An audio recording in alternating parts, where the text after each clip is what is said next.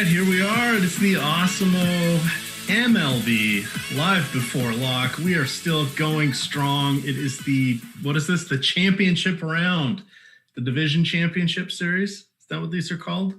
All I know is we may be down to one game slates real quick here.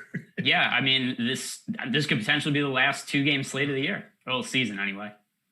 Yeah, this is going to be an intriguing one to break down. We actually have something to talk about because the pitchers are definitely not nails today. Well, there is at least one weak link. That would be Kyle Wright. Everybody's going to be flocking that way, but that's okay because there are other ways to differentiate things. We're going to talk about that as well. But yeah, here we are, sponsored by No House Advantage. Free content today. The MLB player projections. Let me drop that in the chat for you guys. Of course, you can always find this on the site. Go to awesemo.com, the upper menu bar, hover over the MLB content, and go for the drop down. Pretty easy to do. You can also get the free golf projections today. We have a golf show tonight. Let's see, what time is that golf show? Well, I'll get back to you on that one, but it's at 7 o'clock. So we've got that. No, you read the fingers wrong. 7-11. Wait, which fingers are you holding up? you just count them. This is fun. And nobody knows what we're looking at. Nobody has any idea what we're looking at.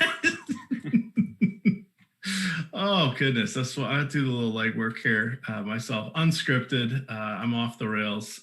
Let's see. It is Wednesday. So we have 7:30. That was the figures we were going for. 7:30 to 8:30. We have the MMA strategy show. That's going to be Jason Floyd and Pete, the Heat Rogers. And then at 8:30, we have PGA, of course, live before lock. Kind of it's not, what are we, 2 weeks out from the Masters? I have no clue. The Masters is coming. I saw ads for it on TV. So that's got to be coming up. I'm sure there'll be a Millie Maker for that one. But we've got you covered. I haven't done a baseball show in like 3 weeks. It's been a while. Really? Yeah. I did. I don't know why I said that. As if it's something you would lie about. All the early games, and then I was doing NFL, so I kind of missed out. But plus with basketball, that was superseding things. But in any event, here we are. 2 games starting at 6:05. So we have plenty of time. 45 minutes. The Los Angeles Dodgers are down in the hole. They're down 2-0 to Atlanta. However, Julio Urias is going against Kyle Wright in that one. We have a lofty, last I looked, it was 5.5 implied run total here. 5.6 now for the Dodgers. That's the biggest I've seen in days. So that's going to be interesting. And then on the other side, we have Tyler Glasnow going against Zach Greinke. So we've got thoughts on those guys. We do have all of the lineups, and we'll have time for some questions. So we'll talk about whatever your guys' heart's desire. Looks like Edwin Rios I was not expecting him. He is in the lineup for the Dodgers. Let's see, no Nick Markakis, but they do have Christian, I don't know how to say his last name, the rookie, Christian Pachi? Any idea on that one? I think it's Posh. I think it's Posh, but that's a little spicy. Get it? See what I did there? Unfortunately, I get it. All right. You've lost your tolerance for the dad jokes. It's been too long. Do you think I could be an opening act for anybody? You were a comedian once upon a time. Yeah, I think you could open for Carrot Top as he pulls 800 props out of his bag. All right, he's a misunderstood genius, for the record. And then Yoshima Tsutsugo is batting 8th here for Tampa Bay. That was a bit of a surprise with Manny Margot batting leadoff. So we'll break those down, and then no surprises for Houston. That is coming in. Pache is what they're saying. No surprises there for Houston. All right, let's start off with Urias. The intriguing thing about him is he's pitching like there's no tomorrow, because there's probably not. However, even though his manager says we're gonna take the shackles off, it feels like that's a bit of a risk. What do you want to do with Julio Urias going against the Atlanta Braves? And at a macro level discussion, how many hitters against each pitcher? Let's mention that as we go through. I'd be willing to take 2 against Urias. Yeah, I mean, it's a 2-game slate. I'd be willing to make a 5-team stack against any of the pitchers. Against your own pitcher. Against your own pitcher. Yes. So I have a pretty interesting take on this. We'll talk about later, but the answer to me is also going to be 5. Just because because the pitching options are not. I mean, other than Glass now, the pitching options are not great for this slate, and I think it's pretty reasonable to think that none of them have great games other than Glass now. So yeah, I think there's ways to get creative here, and I think that there's a lot of reasons to think, like I said before, that just Glass now is probably going to get there no matter what, just because of strikeouts. Like I think that he's by far the most likely pitcher to lead the slate in fantasy points. But then you get beyond it, like Urias, who said that he's going to be shackled.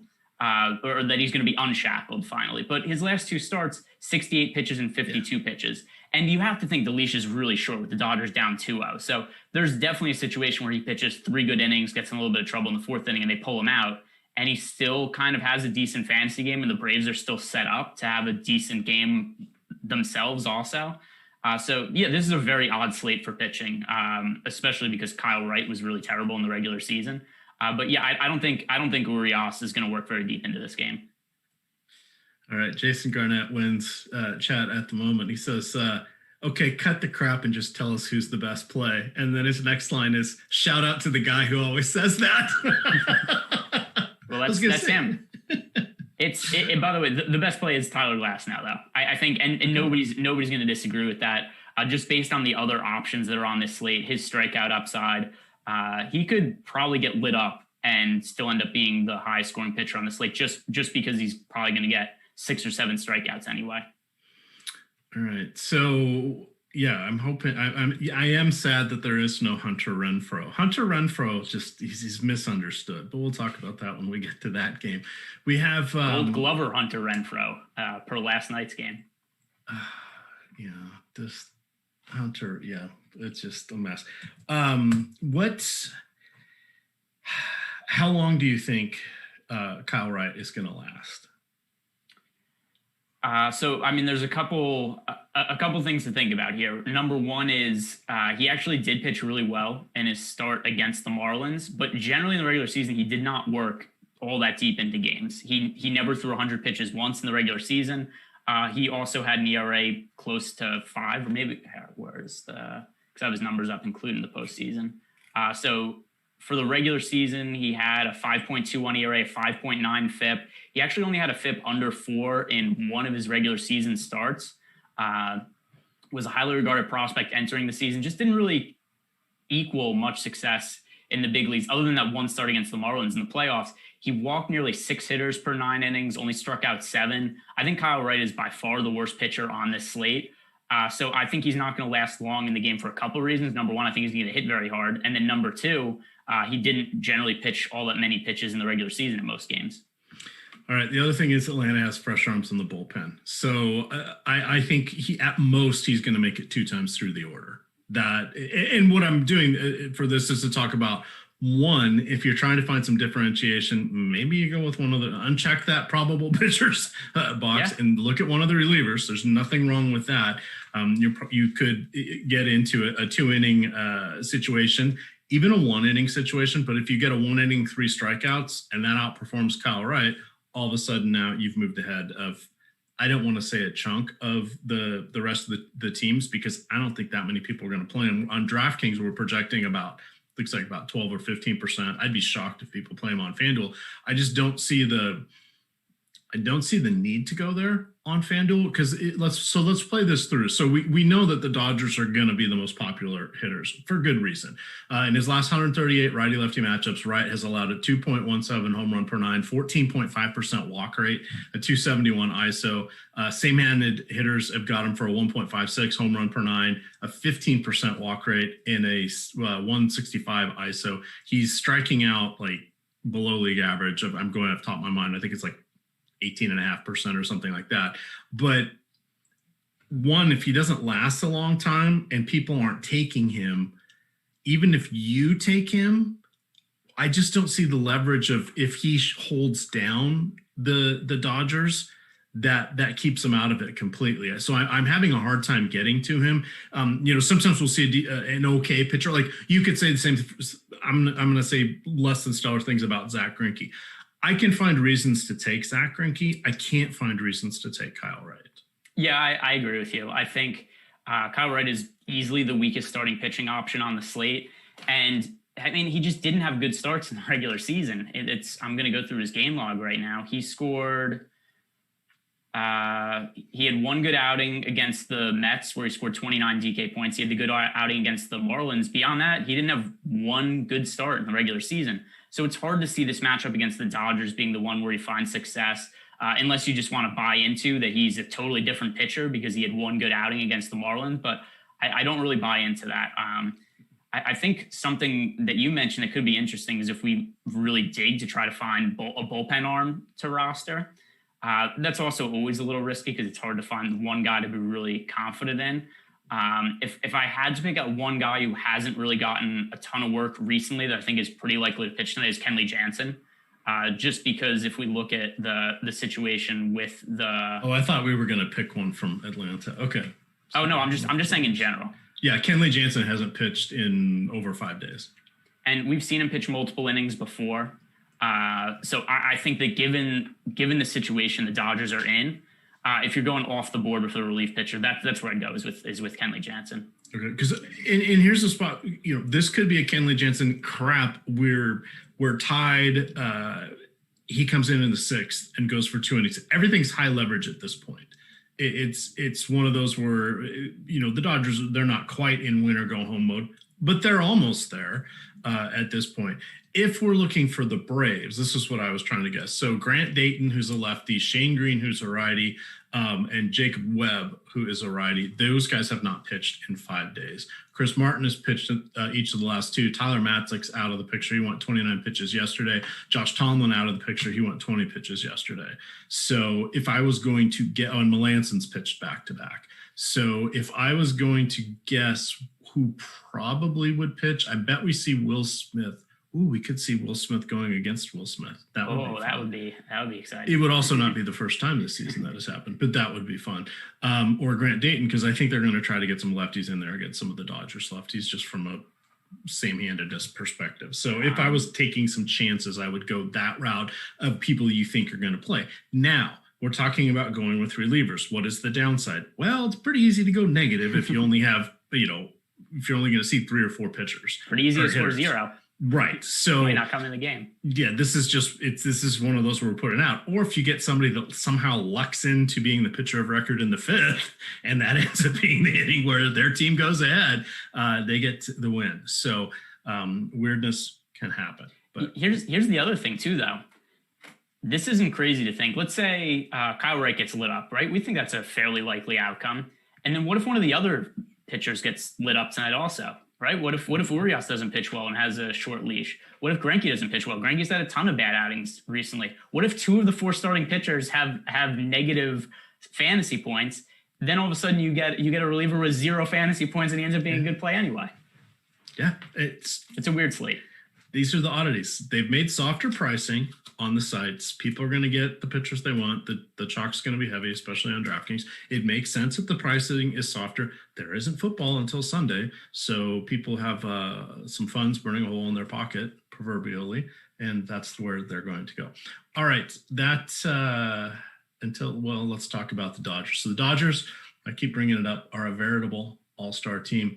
They're lefties against righties since the beginning of 2018. Isolated power: Cody Bellinger 279, Max Muncy 281, Corey Seager 239, Jock Peterson 297, Chris Taylor, AJ Pollock, Justin Turner not that far behind. They're all in righty matchups. And then I'm missing somebody. Oh yeah, Pollock isn't in the lineup today. Oh, he's not. That's the Rios. You didn't say Rios. Yeah, got it. And then Mookie Betts, 2018 AL MVP. We can't leave him out of the mix. They're the best. Yeah, so here's the one concern here. Everybody's pretty much expensive at the top of the order. So if you're looking to make Dodger stacks and go with not the most expensive hitters, because it's really hard to make a build rostering all of those guys, Edwin Rios at 2,800, I think, is viable. Jock Peterson, 3,500 on DraftKings. He's somebody he's home run boomer bust option today. And he's also probably going to get pinch hit for later in the game. There's probably going to be a point where a lefty like maybe Will Smith comes in the game and then Kike Hernandez ends up pinch hitting for him. So Jock Peterson probably gets 2 or 3 plate appearances tonight, I'm guessing, because we don't think Kyle Wright's going to last very long in the game. Peterson could certainly homer in one of those at bats. If he doesn't, then he's probably going to score 0 fantasy points. That's the kind of upside that you like in tournaments, though. But that's also the risk associated with Jock Peterson. Right. And then finishing up that thought, Chris Taylor is set up perfectly for a righty to come, or pardon me, a lefty to come in. He's great against lefties because he's got Bellinger, Peterson, and Rios in front of him. All right, on to the next side. And again, we're going to be thorough on this because we have all sorts of time. We have 35 minutes until lock, 3 teams to go, not even games, teams. Atlanta Braves going against Urias. Marcelo Ozuna, my favorite play. Yay or nay? Yeah, I mean, I think that's reasonable. I mean, for me, I would say Travis d'Arnaud, just because of how weak the catching options are and what his price point is. I don't understand how d'Arnaud hasn't become more expensive during the playoffs or even for the regular season for that matter, because he was somebody who had a really ridiculously good regular season. And his issue in previous years has always been he was one of the highest regarded catching prospects in baseball for a pretty long time when he was with the Mets. And then the issue was he always produced when he was on the field, but he played like 50 games a season. He always got hurt. So then we had the shortened season this year. He was finally able to stay healthy. And I think that helped him a lot that we didn't get quite as long of an extended year. You're laughing at something. Well, I can see. I said yay or nay. So Marcus in chat says nay, and then Shuey says yay. I said I appreciate that. And I also said nay. So there we go. But I think in between Will Smith and Travis d'Arnaud, they're pretty clearly the 2 top catching options. It's just that d'Arnaud's cheaper, and I think that has some value to the slate. And I don't necessarily think that Will Smith is any better than what d'Arnaud is. Both are good plays, though. Yeah, Austin Riley switching Johan Camargo and Christian Pache, bottom of the order, perfectly fine. No issues there. I would play. I already said I would play. Did I say 2? I would go 2 against Urias. I don't hate 3, but I suspect I'm just going to get 2 against him as I'm playing him. Kyle Wright, well, whatevs. He's going to have to be in a couple of my lineups, but load him up. Maybe he makes it one time through the order, relatively unscathed, and he comes out. That's what you're hoping with Kyle Wright. Treat him like an opener. And by the way, that's why I don't mind stacking against your pitcher tonight, because I think there's going to be some of these pitchers who Kyle Wright might pitch one good inning or one good time through the order, score like 10 fantasy points, come out of the game, and the Dodgers go off against the bullpen. Our second game and final game, the late night hammer, if you will. Tyler Glasnow going against Zach Greinke. I'll let you talk about Glasnow. Greinke is kind of interesting in that his fastball is down from like 89.5, 90 miles an hour to 87. That is 1 mile an hour faster than his changeup. My notes say he is trying to survive on ground balls and poor contact. Still has actually not a horrible strikeout rate and not a horrible swinging strike rate this year. It's about 10% combined, the swinging strike rate. But I just don't think this is a good spot for him against the Tampa Bay. Did they put? Yeah, so Meadows was batting second. I was starting to like, oh my God, is he not in the lineup? So Meadows and Choi are my 2 favorite. I guess the surprise is that Lowe is not in the lineup. I was wrong when I said no surprises there. I'm disappointed that Hunter Renfroe is not in the lineup. In his last 700 at bats, righty matchups, he has a 270 ISO. Yeah, I mean he hits with a lot of power. And the other thing too is he was making diving catches all over the field last night. But yeah, not in the lineup today. So what can you do about it? I will say this though, Hunter Renfroe. I'm just throwing out crazy suggestion because it's a 2-game slate. Not a bad option if you just want to. I wouldn't say if you're playing 100 lineups, you put Hunter Renfroe in 50 of them. You put him in 2 or 3 lineups. It's not out of the question he pinch hits and scores some fantasy points. We saw him do that last night. Right, Kiermaier got hurt. Renfroe ends up coming into the game, ends up hitting a 2 RBI double. I mean, I think on a weird slate like this, where there's going to be a ton of overlap in lineups, I think that he's one of the better pinch hitting options to score fantasy points. Jordan Klein getting in on the pun games says Will Smith is an actor and Hunter Renfroe plays in the NFL. That is true. That is true. Spelled differently though. Spelled slightly differently. Not Will Smith, Hunter Renfroe, but there we are. It's how many other ways are there to spell Will Smith? One L. Yeah, that's the wrong way to spell Will Smith. What about with a Y? How do you spell Will with a Y? W-Y-L-L. People thought I was going to say S-M-Y-T-H. No, W-Y-L-L. Will. I've never. That's not real. I don't know. I just made it up. So. Yeah, that's somebody made a spelling error on a birth certificate. It happens. It happens. What were we? Let's start with Tyler Glass now. Yeah, take it from the top here because that is what you asked me about. Yeah, he is the key guy.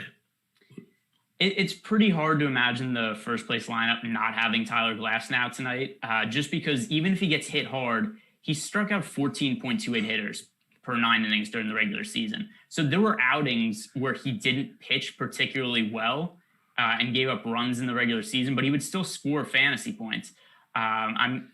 Actually, the one where he didn't was the playoff outing against the Yankees, but he still scored 8 fantasy points, which might be enough on this particular slate. But I mean, there was outings he had in the regular season where he gave up multiple homers. There were outings where he gave up 4 earned runs and still scored 25 fantasy points just because of the strikeout upside.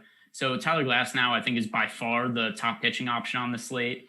I do think you could take some Houston hitters against him because the way that Glass now usually struggles is by giving up home runs. So I think that a couple of one-offs against Glass now probably makes sense, even in lineups with him, because more often than not, he gives up 1 or 2 solo homers in his outings and then just strikes out everybody else. And with him, I'm going to run my crunches where I allow just 2 against him, and then I'm going to open it up a little more and just if something happens, it happens. Because the other thing we saw, like last night with the Dodgers, they didn't score anything through the first 6 innings, and they ended up scoring 7 runs. So your starting pitcher, get Ian. Who was it? Ian Anderson last night, right? Yeah. Have a solid game, and then the Dodgers still get theirs. 2-game slates. Weirdness is happening at this point. I love the fact that Alex Smith with a Y responded in chat to us. Oh, that is very funny. That has to be that has to be a burner account that he just made for that. There's no way that's real. If it is, that's incredible. It is. If that is real, you reach out to support, and we're gonna get you a free week of Awesemo here. If that is real. One note on that Dodgers game last night is because Kershaw got scratched. I bet on the Braves at plus 160 at the time, and I'd watched the game pretty much all the way through until the last couple innings. Like, all right, this game's over. I'm going to do other things, and then I come back to look at the TV, and all of a sudden it's like 8-7, and I had a sweat going on the bet, and I had to watch the 9th inning of that game. But yeah, that was a pretty wild comeback. But it also goes to show that there are these weird situations where it's a 2-game slate. The pitchers are going to have really short leashes. And it's not hard to envision a scenario where you stack against a pitcher you roster and the pitcher does well and the offense you roster still does well also if they do their damage against the bullpen. Right. All right. That is Alex Smith is actually his name. So drop a line in there. Jordan put his email in there. We'll hook you up with the free week. That is 2020 magic right there. All right. Well, speaking of magic, what are we going to talk about for the next 25 minutes? Well, let's focus a little bit more on some game strategy here. So wait, we didn't talk about the Astros yet. Do you think they're going to win tonight? I didn't talk about Greinke. What do you want to say about Greinke that I didn't say? So I'm going to back up a lot of what you said. He actually pitched fairly well during the regular season. His peripheral numbers were really good. He had a 2.8 FIP. 3.51 FIP, like you said, struck out a hitter per 9 innings. Here's the concern with Zach Greinke and why he hasn't pitched well recently. I'm pretty sure he's dealing with an injury, and for one, because he had a start that was pushed back a day in the last round of the playoffs because of he was going to visit a doctor to check out his elbow. So I don't think he's totally healthy, and that's definitely a concern. I mean, there's only 4 pitchers to choose from this slate, so you kind of have to roster Greinke, and I do think that he's overall the second best option behind Glass now. but I'm not really all that confident in Greinke either. All right. Now, Jose Altuve. Does he have the yips? No, he's been great. On defense, maybe. On defense. I was gonna say he's been great. He's been great at the plate in the playoffs. But yeah, the defense is weird. I don't know what it is. He can't throw the ball to first base. It's, it reminds me of Chuck Knobloch. I don't know if that's, I have a feeling that's a name in your time period that you would have brought up, but that's what it reminds me of right now. I was going to mention that but then I'm like, do you guys remember that? And then there was, that was while he was with the Yankees that it really got pronounced. Yeah, and he was one of the best fielding second basemen in the league when he was with the Twins. And then all of a sudden he couldn't throw the ball from second base to first base. And it kind of ruined his career. Then the Yankees tried to play him at different positions. And then it affected how he was able to hit because I think he was too hung up on that. So, yeah, that was a really weird situation. Do you remember his Chris Berman nickname? No. Chuck New Kids on the Block? I did not remember that. Because I'm trying to remember. What was... Chuck Knobloch was in the 90s, right? Yes. Yeah, I was like 5 or 6 years old, and I just vaguely remember Chuck Knobloch not being able to throw the ball to first base, but beyond that I don't remember that much about him. I'm looking this up, and shout out to everybody in chat. My gosh, we have 400 people watching the show right now, so this is key. All right. So Steve Sachs, yes, thank you. I knew there was another one out there. He was a second baseman. Well, tried to be a second baseman for the Dodgers at various points. Check on baseball or reference.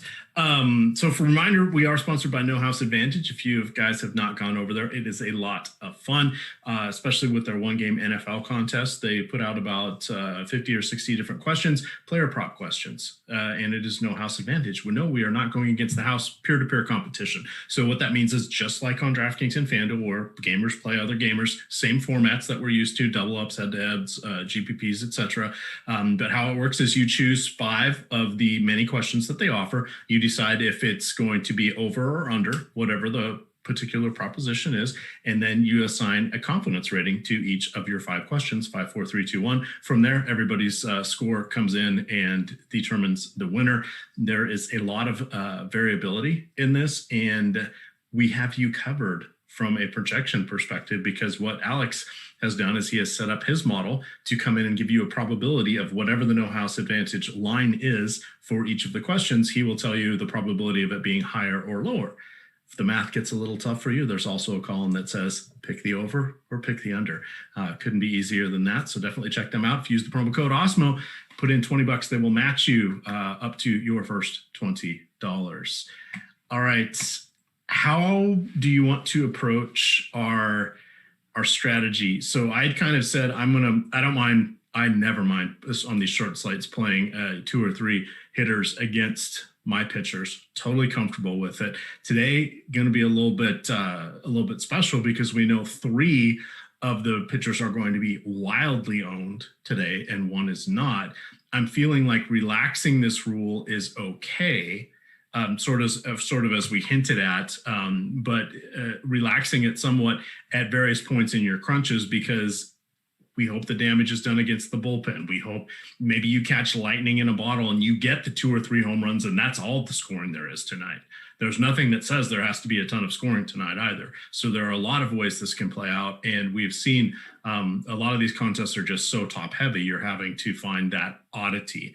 I would rather go that route than try to guess somebody as a pinch hitter or even choosing a reliever. What are sort of your thoughts on that? Yeah, I mean, I said before, I really don't mind stacking against a pitcher today. I do think that's the most reasonable way to find contrarian upside. I'm not opposed to playing a reliever. I said before that if you had to roster a reliever, my choice pitcher tonight would be Kenley Jansen. If you had to roster a pinch hitter, I'd go with Hunter Renfroe. But if you're trying to differentiate in a way that I think has reasonable upside that's also contrarian, I'd probably roster Brave stack with Julio Urias in the lineup, just because I don't think Urias is going to work very deep into the game, and I think he has a good chance to be effective while he is in the game. I mentioned before at the top of the show, for people who are just joining on, I mean, really limited pitches for Urias in his last couple outings. He threw, just so I get the numbers exactly right, last 2 starts, 68 and 52 pitches. And in those outings, he still scored 26 and 19 fantasy points. So there's definitely an avenue where he throws 3 or 4 good innings, comes out of the game, and then the Braves do some damage against the middle relievers of the Dodgers bullpen. So I think that's the way that I'd want to stack against one of my pitchers. Is there a different pitcher you see that you'd want to stack against, but you're also willing to roster in the same lineup? Not a full stack like that. Okay. Do you think that randomly have the sun? I haven't done a show at this particular time, so I've tried to sit where the sun, because if I sit right here, the sun's like right in my eyes. I guess we're only doing shows at night now. Does that make sense to you, or does that seem a little too crazy? No, I think it is well thought out, and that is a reasonable way of doing things, and it's articulating it in a way that, yes, that actually can happen. Yes, there is a path for that outing, and we only have to look to last night to see it in play. So it's not like it's completely out of the realm of possibilities. Plus, with the quick hook for so many of these guys, as you said, maybe your guy gets pulled because he looks a little sketchy and only gives up a couple runs and somehow ekes out 7 or 8 DK points, and he's still the 3rd highest scoring pitcher of the night. That's very much in play. So yeah, I'm all aboard for that one. It is definitely going to be a weird slate. So I am doing what I've done in these playoffs is I've done a lot more hand stacking of my lineups. I like to go into Fantasy Cruncher, and then I say, okay, I'm going to make 10 Dodger stacks, and then I do 4 or 5 man Dodger stacks, but I select okay, I'm going to do it with these guys, and here's the wraparound stack, and then here's this stack, and etc. How are you working that out? Are you getting a little more giving things a little more of a helping hand this year, in these playoffs, or what is your approach for that? Yeah, I don't really change too much from what I do in the regular season. I mean, it's 2 games. Well, normally I'm just hitting crunch with this setting and crunch with that setting and sorting and doing some other stuff. I'm not doing that. So, I mean, I don't play nearly as much volume on a 2-game slate that I would in the regular season, where it's like a normal 7 or 8 game slate or whatever it would be for MLB.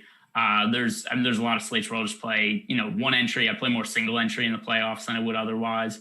But for today, well, I mean, the other thing too is a willingness to stack against my pitchers. That's something I don't really do in the regular season that I'm willing to do in the postseason, just because there's shorter hooks for a lot of the starting pitchers that we don't see over the course of the regular season. But yeah, other than that, there's not like some way that I'm building my lineups in Fantasy Cruncher that's like way different than I would normally be doing. What is your biggest cautionary tale for people in these slates? I mean, for me personally, I would say that I wouldn't go out and play like more lineups than you normally would for whatever reason. If you think it's the playoffs and you just want to play more lineups, I think if anything, this is a better time to play less lineups than normal. Only 2-game slate. And then there's also just a lot more unknowns in the playoffs where we see shorter leashes for the pitchers. And then when they come out, it also leads to a lot of pinch hitting. So there's a lot of hitters that are only going to get, 2, maybe 1, even some of them plate appearances that would normally be in for a full game. So I guess with that in mind, I would say don't overinvest too much in any one individual player. All right. I see in chat they're asking some prop questions. So let's go over here to Awesemo Odds Checker. We can very easily just click on MLB odds, then go to player props, drop that link into chat. But they just have 2 up there right now available. We have, those are yesterday's. Well, that's no fun. What am I doing wrong? Would you like a list? Yeah. What do you have? Yeah.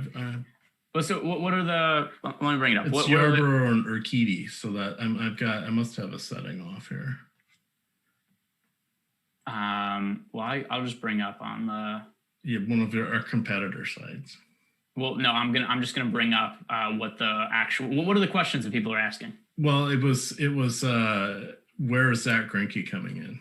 That 4.5 is what they're looking at. I think he's going to be under that. I'd be willing to take the over on 4.5. Also, I know that there's plus money that could be found on the 4.5 number. pretty much across the board. There's plus 120 I see that you could get on Zach Greinke. And with that in mind, I mean, he had good strikeout numbers in the regular season. You mentioned that too, is that even though his velocity was down, he still generated swing and misses. He struck out a hitter per inning.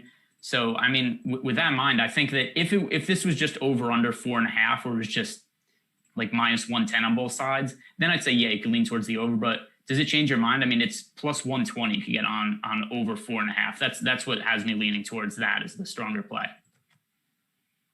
All right. Now my silly little crunches are not working. I've got to sit all weird because now you got too many things going on. Yeah.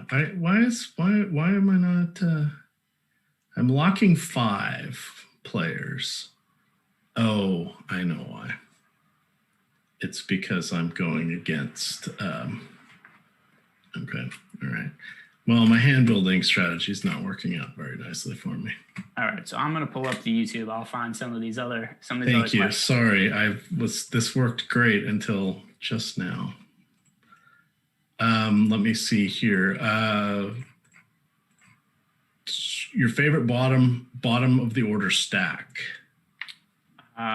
Favorite bottom of the order stack of the 4 teams. I'm still gonna go Dodgers, but I don't hate the Braves. Bottom of the order, I'm actually gonna go with the Rays. And bottom of the order for Tampa Bay, they have Willie Adames. Shortstop isn't necessarily the best position today. Mike Zunino is a catcher who I like a decent amount for DFS. Somebody who Josh and I talked about a decent amount when we did a show together last week, just because Zunino isn't necessarily a great hitting catcher, but he has a lot of power. And it's a position that is pretty hard to get home runs out of. And Zunino is somebody who, I mean, we saw him do it a couple of days ago. He hit a home run. So I think that he's a viable catching option. Satsugo is starting for the Rays tonight, and he's pretty cheap. He's also somebody who's probably going to get pinch hit for. But still, I mean, for the prices on these guys, I think Adames, Satsugo, Zunino, and Joey Wendell are all viable DFS targets, and I don't think any of them are going to be that popular. Let me see. Zunino is always interesting. He does have power to both sides of the plate. He will miss it a ton. This is like a perfect matchup for him against Greinke. Yeah, I mean it's also really hard, like I said, to get homers out of catchers, and that's something he's capable of doing. Nobody ever plays Mike Zunino. I mean, this is a little bit different because it's a only four team slate. So he's going to get some ownership, but he's going to come in with much less ownership than Darno or Will Smith. And in theory, he's just as much upside as those guys, because it's not crazy to think that Mike Zunino goes, 1 for 5 with 4 strikeouts and it's 1 solo homer. That's, a pretty classic Mike Zunino line. What do you say? How many lineups are you building, like percentage wise? Like normally you do 150, you go down to what, like 50, 40? So for today I only made 1 because I had other appointments before we did the show. I was going to get a flu shot and I had some other stuff to do, so I just didn't have as much time today as I normally would. All right, I'm gonna do 50. And the hand building part, it's not very exciting. I thought it would be more interesting. It's always exciting for me. I got everything I wanted. All right, so now let's get wild. What was your big one? 4 Braves against Urias. All right, I'm gonna do that. Do 5 lineups for that, and then we'll do, let's see, Dodgers. Dodgers are going to be what? Most of them are going to hit 40% owned, do you think? They're going to be pretty popular. For what it's worth, my one single entry lineup I made, I did roster Urias and made a Brave stack. I doubt that it's going to win today, but if it does, it's going to be high upside. And I'm just trying to find what's something that I think has a reasonable chance of having upside that people aren't going to be on a 2-game slate. And that to me was where I thought there was the most contrarian upside that's not being completely ridiculous. All right. I am doing that as well. There we go. Right, so we got 5% on that one. All right. All right. I'm going to load my lineup since that is... So I'm no longer by myself. There you go. Oh, no. This is... Well, your buy-ins are probably different than mine, but no. Tying for first with EMac tonight. Did they pay out on that site known as FanDuel yet? Yes.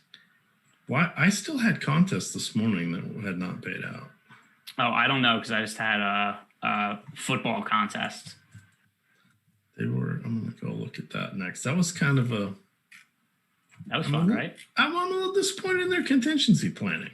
I mean, stuff happens, but we're talking that was 48 hours. And later. Not to mention, DraftKings had issues with scoring also, and they just kind of figured it out after there was issues with college football. It wasn't all their fault, but you know what also was annoying about it is that they even though it wasn't totally their fault, they took no blame for it. They just said, hey, it's our stat provider. Once our stat provider gets up and running, and they just kind of made it seem like they had no other options other than waiting for the stat provider. They did finally pay out. There you go. Yeah, I had some Thursday to Monday contests, so I just wondered if that was part of the reason. But there we go. I think it was Super Draft was entering stats by hand because they didn't have it, but they wanted live scoring for their people. That is what FanDuel ended up doing was they did hand scoring, which you could tell too because if you checked your contests on Monday for football, you saw individual players were getting their stats put in. So they could have done that. They could have done the hand scoring at any time. They just waited to do it. But yeah, that was very annoying. All right. Question coming in. Classic DK lineup. If they're anticipating a lot of runs, does it make sense to have someone like Nick Anderson as their second pitcher? Nick Anderson. I'm blanking on which team he's on. So Nick Anderson from the Rays. I'm just trying to figure out how much he's worked recently. Oh, that I have. I've got up. He pitched 18 pitches on Monday. Prior to that, he pitched 32 on Friday. So he's perfect. Yeah, I'd be cool, especially because he's somebody who could go multiple innings. Yes. I don't mind Nick Anderson as an option. The one issue there is if Glasnow pitches really well, then Nick Anderson probably doesn't have to pitch multiple innings. So I would say Nick Anderson's viable, but I probably wouldn't have him in the same lineup as Tyler Glasnow. So here's sorry. So we have EMac making good use of the cough button on YouTube, which is really just the mute button. But I like to think we're professional, so I call it the cough button still anyway. Yes. So three guys have not pitched yet since the last series. Jose Alvarado, Shane McClanahan, and then Aaron Sledgers. Pete Fairbanks and Ryan Thompson have pitched back-to-back days. Diego Castillo and John Curtis have gone 2 of 3. So I think Nick Anderson's a very good candidate to come in for this. Yeah, no, I agree. And also just because he has the ability to work multiple innings. All right. Did I actually remember to upload my lineups? I saved them. I sorted them. Let's just double check that. Because that would be the worst. That would be a very funny outcome. Because I would not be happy by that. Let's see. So reminder, we do have MLB player projections are free tonight. We also have free PGA player projections tonight from 7:30 to 8:30. We have the MMA show with Pete the Heat Rogers and Jason Floyd. MMA locks at 4:00 on Monday or on Saturday, and then at 8:30 tonight we do have the PGA show. But we are 5 minutes out from a lock here. And let's see, what else do we have? Hit that like button. We would appreciate that. Albies or Taylor on DK? I prefer Ozzy Albies. The other thing also with Albies is he's been better from both sides of the plate this year, but he's always historically hit lefties much better than he's hit righties. All right, we're at 83 likes. Come on, we got 370 people. Let's get us up to 100. Every like for us is a like. That does not go to Josh Engelman. That is always important. I'm sure he's watching. He senses that he's seething. He's not getting likes somehow. All right. Any other questions?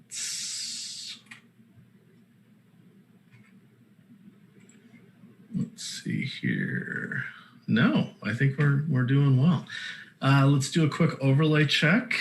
I got my lineups in early, so I'm not really hunting it, but you never know where it is. We have 3 minutes left until lock. DK. Nope. Let's check FanDuel. Are you ready for 3 days without any NFL content? You know what's really weird about NFL content now, because I usually have stuff I have to write early in the week. With the game this week being played on Tuesday, there was no pricing for a really long time this week, right? Usually it goes up on Sunday night, and the site's waited until Tuesday night to put up pricing this week. So that's going to be a little bit of a change if that keeps up. Depending if I assume the NFL is going to do whatever they can to try to keep forcing Tuesday games. So that is it sort of feels. If that or Monday doubleheaders, it kind of feels that way. They're like, you know what? Why not? There are no rules anymore. It's 2020. Yeah, I really like the Monday doubleheaders.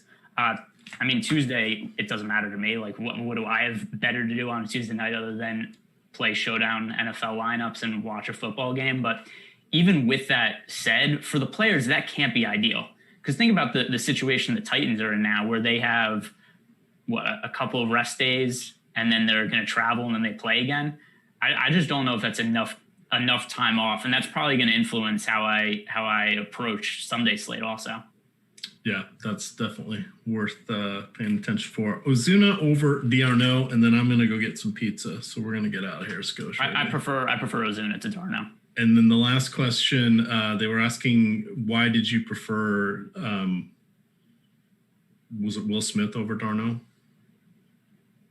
No, I prefer D'Arnaud. You preferred Will Smith. Okay. Any particular reason as we head to lock? Let me bring the numbers back up. It was, number one, it was because I prefer the ownership on the Braves guys versus the ownership on the Dodgers guys. And then there's also the cheaper price point. So we have Will Smith projected to be almost 50% owned tonight. So that's just a massive difference between him and every other catcher. It's not that nobody's going to roster D'Arnaud, but still he has about half as much ownership as Will Smith. All right. With that, we're going to go get some pizza. You guys come back here in an hour and a half. You will get the MMA show again, Pete the Heat Rogers and Jason Floyd. And then at 8:30, you're going to get Jason Roslin and Ben Raza breaking down a little PGA action. We have free MLB projections. That locks right now. We have free PGA projections, and then the NFL rankings are also free.